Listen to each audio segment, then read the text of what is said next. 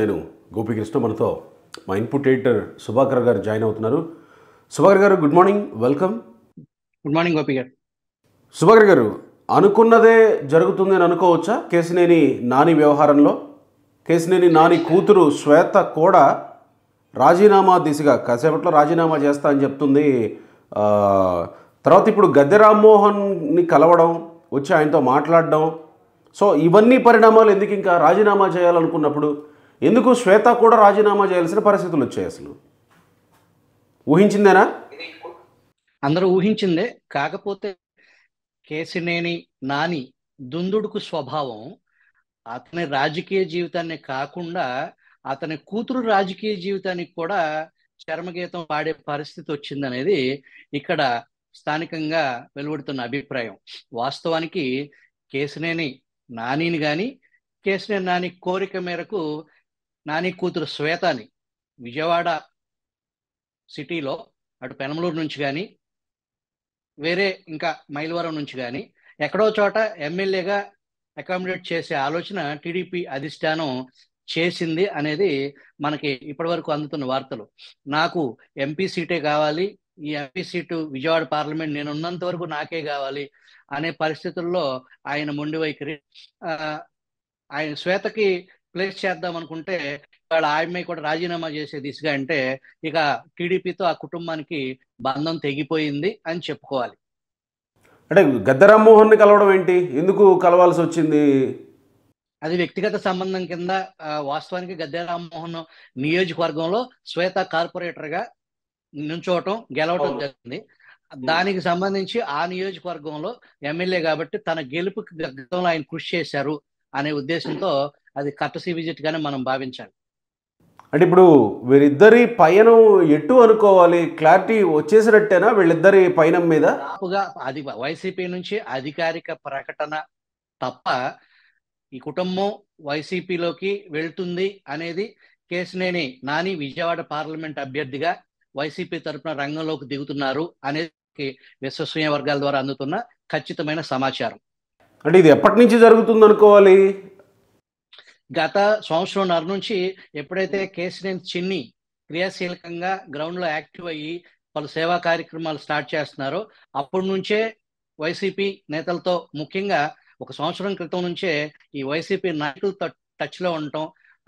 వల్లభనేని వంశీ, ఏదైతే టీడీపీ అధిష్టానం తీవ్రంగా వ్యతిరేకించే వల్లభనేని వంశీతో కూడా కేశినేని నాని పలుమార్లు భేటీ అయ్యారనే కింద, ఇదే కేశినేని నాని కుమార్తె వివాహంలో స్పెషల్ గెస్ట్ కింద వల్లభనేని వంశీ కూడా అటెండ్ అయ్యారని అప్పట్లో వార్తలు వచ్చాయి.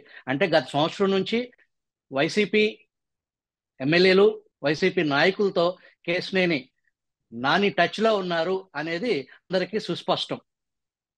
ఓకే, ఆ క్రమంలోనే ఈరోజు వెళ్లాల్సి వచ్చిన పరిస్థితులు వచ్చాయని అనుకుంటే, ఈ మధ్యకాలంలో చంద్రబాబు అరెస్ట్ అయినప్పుడా లేకపోతే ఎప్పుడో ఇది తెలియదు కానీ కేశినేని శ్వేత చంద్రబాబు చేతులు పట్టుకొని ఏడుస్తున్న ఫోటో ఒకటి పెట్టి, అంటే ఈరోజు కేశినేని నాని తన ఫేస్బుక్ వాల్లో పోస్ట్ చేసినటువంటి ఫోటో.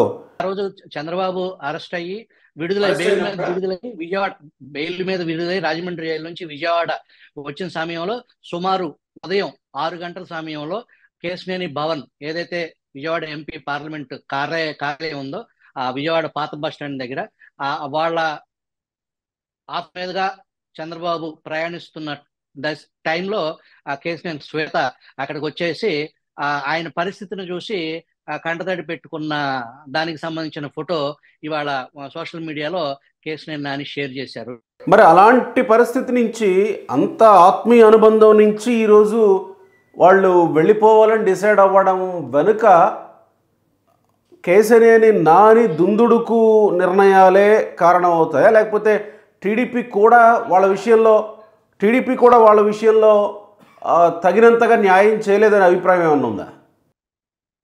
ఇక్కడ ఆ రోజు చాలా మంది, ఆఖరికి విజయవాడ తూర్పు గద్దె రామ్మోహన్ శ్రీమతి అనురాధ, అట్లాగే రామోర్పాడు రింగ్ దగ్గర దేవినేని బాజీ ప్రసాద్కి సంబంధించిన కుటుంబ సభ్యులు, కొడుకులు, కోడళ్ళు చంద్రబాబు వచ్చే సమయంలో తెల్లవారులు రోడ్డు మీద వేచి ఉన్నారు. ఎవరికి కారు గ్లాసు దించని చంద్రబాబు ఒక శ్వేత చంద్రబాబు దగ్గర వచ్చే క్రమంలో కాన్వాయ్ ఆపి గ్లాస్ దించి ధైర్యంగా అనే ఒక మాట కూడా చెప్పడం జరిగింది. ఇక్కడ మనం అర్థం చేసుకోవాల్సింది, ఆవిడికి వ్యక్తిగతంగా చంద్రబాబు పట్ల, పార్టీ పట్ల ఉన్నప్పటికీ కూడా తండ్రి మాటని కాదనలేని పరిస్థితి. తండ్రి కోసం బాటలోనే, నా తండ్రికి నడిచే బాటలో నేను నడుస్తాను అనేది ఇది కుటుంబ నిర్ణయం మనం భావించాలి. అంటే మీరు అన్నట్టు మొదటిగా మీరు కామెంట్ చేసినట్టు కూతురు రాజకీయ భవిష్యత్తును కూడా బలి చేస్తున్నాడు అని అనుకోవచ్చా? ఖచ్చితంగా. ఎందుకంటే గతంలో చూస్తే అంటే సుభాకర్ గారు, ఇక్కడ ఒకవేళ వాళ్ళు టీడీపీని విడిచి వేరే పార్టీలోకి వెళ్ళాలనుకుంటున్నారేమో, ఆ పార్టీలో భవిష్యత్తు వెతుక్కుంటున్నారేమో. సో భవిష్యత్తు బలి అని ఎట్లా చెప్పగలం మనం? కేశినేని శ్వేత గురించి మనం తర్వాత మాట్లాడదాం. First Kesineni Nani Vijayawada parliament YCP అభ్యర్థి అని కనుక ప్రకటన వస్తే, ఆ ప్రకటన వెలువడిన వెంటనే కేశినేని చిన్ని దాదాపు 150,000 ఓట్ల మెజారిటీతో ఎంపీ అభ్యర్థిగా నామినేషన్ వేయకుండానే కేశినేని చిన్ని గెలుపు ఖరారయ్యే పరిస్థితి ఉంది. ఇక్కడ గ్రౌండ్ లో అంత స్పష్టంగా ఇక్కడ కేశినేని నాని వ్యక్తిగతంగా తనకున్న ఇమేజ్ అనేది ఇప్పటి వరకు వాపును చూసి బలుపు అనుకునే పరిస్థితి. తను వైసీపీని ఎంచుకుని వైసీపీ అభ్యర్థిగా పోటీకి దిగితే గెలుపు టీడీపీ వైపు పూర్తి స్థాయిలో. ఇప్పటికీ మనం నిన్న చూస్తే మొన్న 3 రోజుల నాటి సో ఇదేనా గ్రౌండ్ లో ఉన్న చర్చ? అయితే ఇదేనా గ్రౌండ్ లెవెల్ చర్చ? ఇదే, దానికి ఆధారాలు ఉన్నాయి. ఇది సహేతుకమైన ఆధార సహిత చర్చ. ఇది జనరల్ గా చెప్పే విశ్లేషణ కాదు ఇది. వాస్తవానికి కేశినేని నాని నిన్నటి వరకు టీడీపీ, మొన్న మనం మాట్లాడుకున్నాం, ఆయన ఒక ఫేస్బుక్ లో పోస్ట్ చేశారు, నేను టీడీపీ అధిష్టానం లైన్లోనే ఉంటారు, మా బాస్ ఏం చెబితే అది మా బాస్ కోసం నేను పనిచేస్తాను అన్నారు. ఆ తెల్లారే ఇవాళ ఉన్నమాట రేపు ఉండకపోవచ్చు, రేపు తెల్లారుజామున ఏం పోస్ట్ పెడతాను అది మీరు చూసుకోవని చెప్పండి, ఇప్పుడు నేనేం మీ ప్రశ్నలకి నేను ఇప్పుడు సమాధానం చెప్పనని ఆ ప్రెస్ విలేకరులు అడిగితే ఆ రకంగా స్పందించారు. ఆ తర్వాత పరిణామాలు నిదానంగా ఆయన వెళ్లాల్సిన రూటు ఇది ఏనాడో ఆయన వేసుకున్న బేసు. గతంలో కేశినేని నానికి సంబంధించి ఏదైతే విజయవాడ ఫ్లైఓవర్లు తీసుకొచ్చారు అనేది ఏదైతే ఉందో, అతను టీడీపీ పార్టీ లైన్ లో ఉన్నప్పుడు అతను కష్టపడ్డాడనే వ్యవహారం ఉంటుంది. వాస్తవానికి ఒక ఎంపీ సంతకం పెడితే అక్కడ ఫ్లైఓవర్ రాదు, ఒక గవర్నమెంట్ ప్రాసెస్ ఉంటుంది. టెక్నికల్ గా ఒక ఫైల్ మూవ్ చేయాలి, రాష్ట్ర ప్రభుత్వం ఆ ఫైల్ మూవ్ చేసి సెంట్రల్ గవర్నమెంట్ కి పంపించి అక్కడ ఫాలో అప్ చేసి దానికి నిధులు, టెండరు, సిస్టము, ఇది ఒక పద్ధతి ఉంటుంది. విజయవాడ పార్లమెంట్ లో ఏదైతే 2 ఫ్లైఓవర్లు ఉన్నాయో, బెంజ్ సర్కిల్ ఫ్లైఓవర్ కానీ అత్యంత సంక్లిష్టమైన ఫ్లైఓవర్ దుర్గగుడి ఫ్లైఓవర్. గతంలో ఎంపీగా పనిచేసిన లగడపాటి రాజగోపాల్ ఇక్కడ అసలు ఫ్లైఓవర్ వేయటం సాధ్యపడదు, ఒక పక్కన నది ఉంది, ఒక పక్కన కొండ ఉంది, ఇళ్ళు ఉన్నాయి అని చెప్పేసి అసలు సాధ్యపడదు అని చెప్పేసి చెప్పిన పరిస్థితి ఉంది.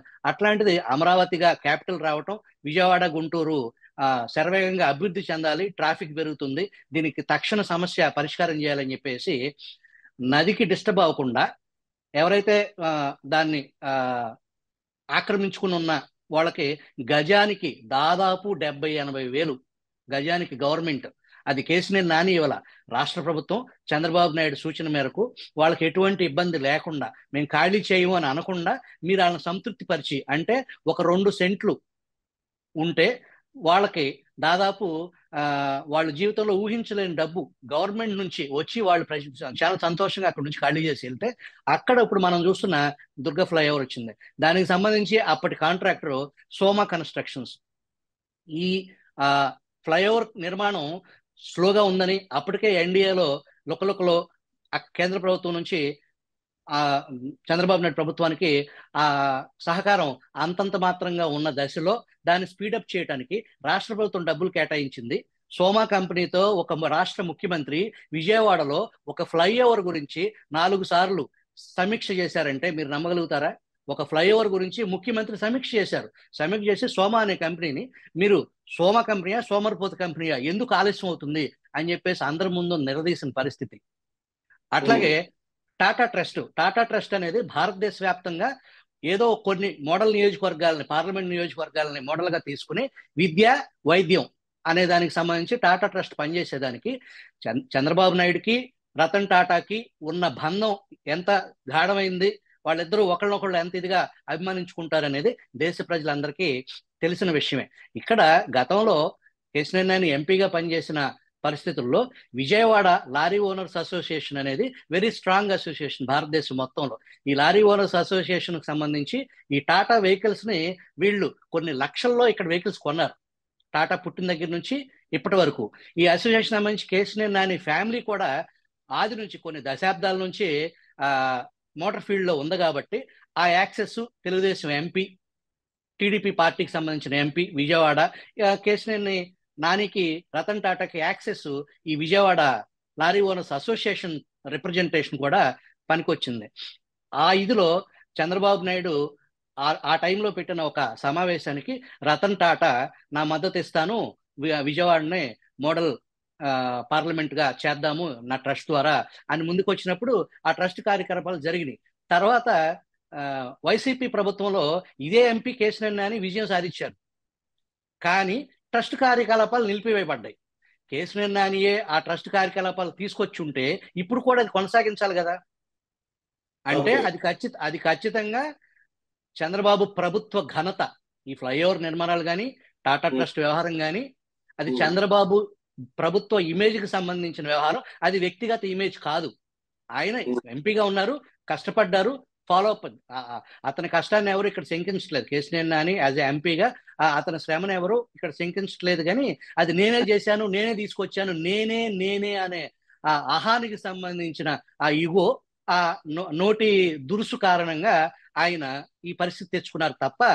ఇది ఒకవేళ టీడీపీలో ఇలాంటి చర్చ ఉంటే అటు ప్రతిపక్షం నుంచి కానీ లేకపోతే న్యూట్రల్ పీపుల్ నుంచి కానీ వినిపించేది ఏంటి అంటే, టీడీపీలో ఉంటేనేమో నాని గనుడు లేకపోతే నాని ఆహా ఓహో, ఇప్పుడు టీడీపీని విడిచిపోతున్నందుకు నాని వ్యక్తిగత ఇమేజ్ వల్ల రాలేదు, ఇవన్నీ టీడీపీ వల్ల వచ్చినాయి అని అంటారా అనే ప్రచారం అటువైపు నుంచి కూడా వస్తుంది. దాన్ని టీడీపీ ఎలా తిప్పికొడుతుంది? మరి టీడీపీ ఎలా తిప్పికొట్టబోతుంది అనుకోవాలి? దానికి నిన్నటి సభ చక్కటి ఉదాహరణ అని చెప్పాలి. మీరు అడిగిన ప్రశ్నకు నిన్నటి సభే సమాధానం. కారణం ఏంటంటే, మొన్న సాయంత్రం వరకు కేశినేని నానితో టీడీపీ అధిష్టానం చర్చలు జరపడానికి సహచర రాజ్యసభ సభ్యుడు కనకమేడల రవీంద్ర కుమార్ తో భేటీ అయ్యారు కేశినేని నాని. అప్పుడు టీడీపీ అధినేత చంద్రబాబుతో ఫోన్లో మాట్లాడాలి అని చెప్పి కనకమేడల కోరగా ఆయన మాట్లాడను అని చెప్పి తిరస్కరించడం పార్టీ కేడర్లో అసంతృప్తికి కారణమైంది. పార్టీ అధినేత మాట్లాడతాను అని అంటే మాట్లాడను అంటాం, ఇది అహంకారపూరిత ధోరణి అని చెప్పేసి పార్టీ కేడర్లోకి వెళ్ళిపోయింది. అది కాకుండా ఎప్పుడైతే ఈయన నేను పార్టీకి రాజీనామా చేస్తున్నాను అని చెప్పేసి ఆ ట్వీట్ ద్వారా, ఫేస్బుక్ పోస్ట్ ద్వారా తెలియపరిచారో, అప్పటి వరకు కేశినేని నానితో ఉన్నటువంటి, కేశినేని నాని వర్గంగా ఉన్నటువంటి టీడీపీ నాయకులు వరుస క్యూ గట్టి ఆ సభా ప్రాంగణానికి రావటం, కేశినేని చిన్నితో మాటామంతి చేయటం, దానికి సంబంధించి మొదటి నుంచి విజయవాడ వెస్ట్ లో టీడీపీ అభ్యర్థిగా కేశినేని నాని సమర్థిస్తూ వస్తున్న ఎంకే బేగ్ కొడుకు ఎంఎస్ బేగ్ నిన్న సభా ప్రాంగణంలో కేశినేని చిన్నితో ముచ్చటించడం ఆ చూపరులను ఆశ్చర్యపరిచింది. అలాగే నిన్నటి వరకు నందిగామ నియోజకవర్గం ఇన్ఛార్జిగా గన్నే ప్రసాద్ అన్న అనే వ్యక్తికి కేశినేని నాని ఆఫీస్ నుంచే ఆయన కార్యకలాపాలు చేస్తూ ఉంటారు. ఆయన కూడా నిన్న చిన్నితో అక్కడ మమ్మేకి ఇక్కడికి విషయం చెప్పుకోవాల్సిన మనం ఒక ఆహ్లాదకరమైన వాతావరణం ఏంటంటే, ఎప్పుడైతే కేశినేని చిన్ని తన సేవా కార్యక్రమాల ద్వారా విజయవాడ పార్లమెంట్ నియోజకవర్గంలో అడుగుపెట్టారో, అప్పటి నుంచి ఏదైతే టీడీపీ ప్రభుత్వం, టీడీపీ అధినేత నియమించిన ఇన్ఛార్జీలు ఉన్నారో ఆ ఇన్ఛార్జీలు అందరినీ కలుపుకుని చాపకంద నీరులాగా పనిచేసుకుంటూ పోవటమే నిన్నటి సభకి విజయానికి ప్రధాన కారణం. అది కాకుండా కేశినేని నాని ఒక 95% స్పష్టత ఇచ్చేశారు ఆయన ఏం చేయబోతున్నారు అనేది. టీడీపీ సరే వైసీపీలోకి వెళ్తారా లేదా, నేను టీడీపీలో అయితే ఉండట్లేదు, రాజీనామా చేస్తున్నాను అనేది సుస్పష్టంగా చెప్పేశారు. ఇవాళ ఆయన కుమార్తె కూడా అదే దారిలో నడుస్తున్నానని ఆవిడ ప్రకటించారు. అంటే కేశినేని నానితో తన వర్గం అనుకున్న వాళ్ళు, నాయకులు, క్యాడర్ వెళ్లే పరిస్థితుల్లో లేదు అని అనుకోవాలా ఈ పరిస్థితి చూస్తే? ఆ పరిస్థితి లేదు అని నిన్న సభ నిరూపించింది. నిన్న సభలో ఎవరైతే కేసినేని నాని వర్గంగా ఉన్నారో వాళ్ళంతా మేము నాని వర్గం కాదు, మేము నాని పార్టీ పరంగా, నాని పార్టీలో ఉంటే నానికి మద్దతు, పార్టీ కోసం నాని మద్దతు తప్ప వ్యక్తిగతంగా మేము నానికి మద్దతు ఇచ్చే పరిస్థితి లేదు. మేము పార్టీ లైన్ లోనే ఉన్నాము, మేము పార్టీ కోసమే నానితో ఉన్నాము. ఇప్పుడు నాని వెళ్ళిపోతున్నాడంటే మాకు పార్టీ ముఖ్యం కానీ నాని వ్యక్తిగతంగా నాని మాకు ముఖ్యం కాదు అనేది నాని వర్గంగా ముద్రపడిన వ్యక్తులు మనకి నిన్న అక్కడ సభలో కనిపించారు. ఓకే, సో ఇవన్నీ బేరీజు వేసుకుంటే ఒక రకంగా నాని రాజకీయ భవిష్యత్తు, నాని కుమార్తె శ్వేత రాజకీయ భవిష్యత్తుని ఒక రకంగా నానినే పక్కదారి పట్టించారు, లేకపోతే ఆ భవిష్యత్తుని బలి చేశారు అనేంటి పెద్ద పెద్ద మాటలు మనం అనలేంలే, కానీ అలాంటి పరిస్థితి అనుకోవచ్చా? పార్టీ అనేది సుప్రీం అనేది ఏ పార్టీలో అయినా సరే, ఈవెన్ వైసీపీలో అయినా, టీడీపీలో అయినా, బీజేపీలో అయినా, పార్టీ సుప్రీం. మనం పార్టీ లైన్ లో పనిచేస్తున్నాం అనేది పార్టీ లైన్ దాటి బిహేవ్ చేసిన పరిస్థితుల్లో గతంలో ఇదే టీడీపీలో చంద్రబాబును వ్యతిరేకించిన వాళ్ళు ఇప్పుడు ఎక్కడున్నారు, ఏం చేస్తున్నారు? ఆఖరికి ఎన్టీఆర్ కుమారుడైన చైతన్య రథాన్ని నడిపిన చైతన్య రథసారథి హరికృష్ణ చంద్రబాబు నాయుడు వ్యతిరేకించడం అంటే చంద్రబాబు పార్టీని వ్యతిరేకించడం, అక్కడ వ్యక్తిగతమైన వ్యవహారం కాదు. అట్లాంటి హరికృష్ణ రాజకీయంగా ఏ విజయం సాధించారు, ఆయన ప్రస్థానం రాజకీయంగా ఎలా ముగిసింది అనేది ఈ రాష్ట్ర ప్రజలకు తెలుసు. ఇక్కడ అన్నిటికంటే పార్టీ ముఖ్యం. ఇవాళ కేశినేని నాని 2 సార్లు అతి తక్కువ డబ్బులతో 2 సార్లు పార్లమెంట్కి ఎన్నికయ్యారంటే అది నాని వ్యక్తిగతం అని ఆయన అనుకుంటున్నారు, కానీ అది పార్టీ కార్యకర్తలు, పార్టీ కేడరు, ప్రజలు ఈ పార్టీని ఓన్ చేసుకున్న పరిస్థితి. అదే ఇప్పుడున్న పరిస్థితుల్లో దీనికి అదనంగా ప్రభుత్వ వ్యతిరేకత, జగన్మోహన్ రెడ్డి పాలనపై విసిగిపోయిన ప్రజలు పూర్తి స్థాయిలో ఇక్కడ అభ్యర్థి ఎవరు అని కాదు, అభ్యర్థి చంద్రబాబు నాయుడు వర్సెస్ జగన్మోహన్ రెడ్డి. ఇక్కడ నాని ఆ స్థాయిలో నాని వ్యక్తిగత ఇమేజ్ అనేది కొట్టుకుపోద్ది. రైట్ సుభాకర్ గారు, ఏదేమైనప్పటికీ కేశినేని శ్వేత మరి కాసేపట్లో రాజీనామా చేయబోతున్నా అని ప్రకటించడం, ఇది మొదటిగా టీడీపీకి షాక్, లేకపోతే విజయవాడ పార్లమెంటు పరిధిలో ఉన్నటువంటి ప్రజలకి ఒక ఇంత ఆశ్చర్యకరమైన వార్త అయి ఉండొచ్చు గాక, టీడీపీకి షాక్ కానీ లేకపోతే ఆయన వెళ్ళేటువంటి పార్టీకి కానీ ఒరిగే పెద్ద ప్రయోజనమే లేదు అని అనుకోవాలేమో కదా. ఇదంతా టీడీపీ ఊహించిందే, ఇదేమి హఠాత్ పరిణామం కాదు. అటు వైసీపీకి ఇటు టీడీపీకి ఇది one kind of mind game. ఆ మైండ్ గేమ్ లో ఆయన తెలివిగా పావులు కదుపుతున్నాను, నేను తెలివిగా స్టెప్లు వేస్తున్నాను, వాళ్ళని మానసికంగా ఇబ్బందికి శోభకు గురి చేస్తాను, నేనే గెలుస్తాను అని అనుకునే ఆ గేమ్ లో భాగంగా ఇక్కడ ఎవరి ఆట వాళ్ళు ఆడుతున్నారు. అంతిమంగా టీడీపీ అధిష్టానం ఒక నిర్ణయం తీసుకుంది. అట్లాగే కేశినేని నాని కూడా తన రాజకీయ ప్రస్థానం ఎలా ఉండబోతుంది అనేది మనకి సూచనప్రాయంగా అర్థమైపోయింది. ఇది వైసీపీ వర్సెస్ టీడీపీ.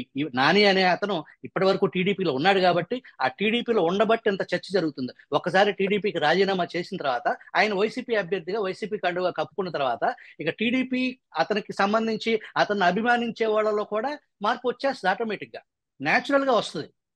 జగన్మోహన్ రెడ్డిని నువ్వు ఓటేసుకోవటం ఏంటి అనేది అతన్ని అభిమానించే కార్యకర్త కూడా ప్రశ్నిస్తాడు. రైట్ సుభాకర్ గారు, థ్యాంక్ యూ.